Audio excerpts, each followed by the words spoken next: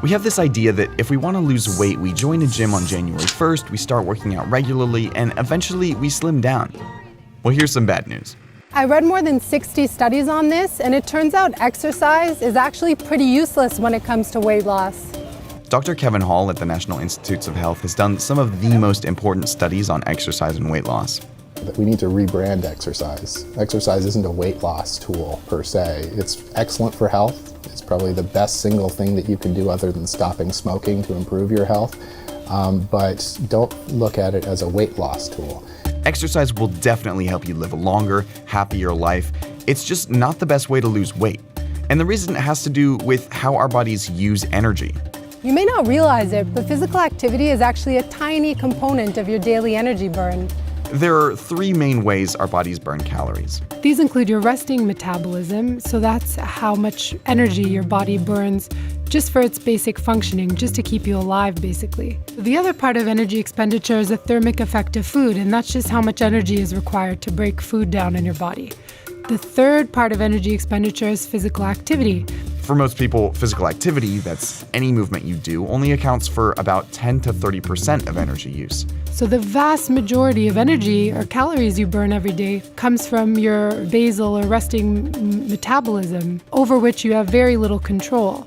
While 100% of your calories in are up to you, only about 30% of your calories out are in your control. One study found that if a 200-pound man ran for an hour, 4 days a week for a month, he'd lose about 5 pounds at most, assuming everything else stays the same. And everything else doesn't stay the same. Researchers have found we make all kinds of behavioral and physiological adaptations when we start increasing the amount of exercise we're getting every day. For one thing, exercise tends to make people hungry. And I'm sure you know the feeling. You go for a spinning class in the morning, and then by the time you eat breakfast, you're so hungry you maybe double the size of the portion of oatmeal you'd normally eat.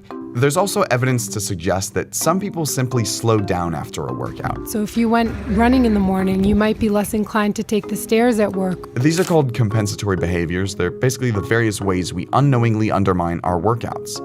Researchers have also discovered a phenomenon called metabolic compensation.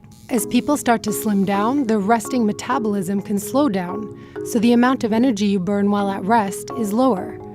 That means that this bar might shrink as you start to lose weight. There's still a lot of research to be done, but one study from 2012 is particularly interesting. They went out into the middle of the savannah in Tanzania to measure the energy burn among a group of hunter-gatherers called the Hadza. These are super active, lean hunter-gatherers. They're not spending their days behind a computer at a desk. And what they found was shocking. What we found is there was no difference at all. So even though the Hadza have a much more physically active lifestyle, they weren't burning any more calories every day than adults in the US and Europe. Somehow, the energy they used for physical activity was being offset or conserved elsewhere. So how do they stay slim? They don't overeat. We can undo the calories that we burn off in exercise pretty quickly. It would take about an hour of running to burn off a Big Mac and fries. You'd have to spend about an hour dancing pretty vigorously to burn off 3 glasses of wine you might drink with dinner.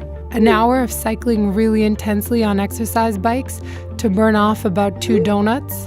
And that's why exercise is best seen as a healthy supplement for a strategy that's focused on food. But despite extremely high obesity rates in the US, government agencies continue to present exercise as a solution, as do companies with a real interest in making sure we keep eating and drinking their products. Since the 1920s, companies like Coca-Cola have been aligning themselves with the exercise message. The idea here is that you can drink all these extra bottles of soda as long as you work out. But as we're seeing, it doesn't work like that. Actually burning off those extra calories from a can of soda is really, really hard. We have an obesity problem in this country, and we shouldn't treat low physical activity and eating too many calories as equally responsible for it. Public health policymakers should really prioritize improving our food environment to help people make healthier choices about what they eat. It's not impossible to lose weight through exercise, it's just a lot harder. And we need to recognize how that works. If you do go to the gym, you burn all these calories. It takes you a long time to do so, and you put in a great amount of effort. You can erase all of that in 5 minutes of eating a slice of pizza. The relative magnitude is actually quite surprising, and most people don't fully appreciate that.